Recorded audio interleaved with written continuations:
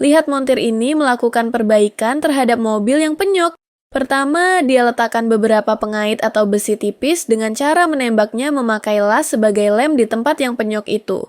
Kemudian sejajarkan sampai lurus agar memudahkan saat penarikan. Setelah itu, dia masukkan besi panjang ke antara lubang-lubang besi yang tertempel tersebut. Kemudian sambungkan rantai yang gunanya sebagai penarik agar mobil penyok bisa kembali rata sedikit demi sedikit. Dia menariknya dengan bantuan katrol supaya lebih kuat. Di samping narik, dia juga sesekali memukul bagian atas menggunakan batang besi dan palu supaya kembali lurus seperti semula.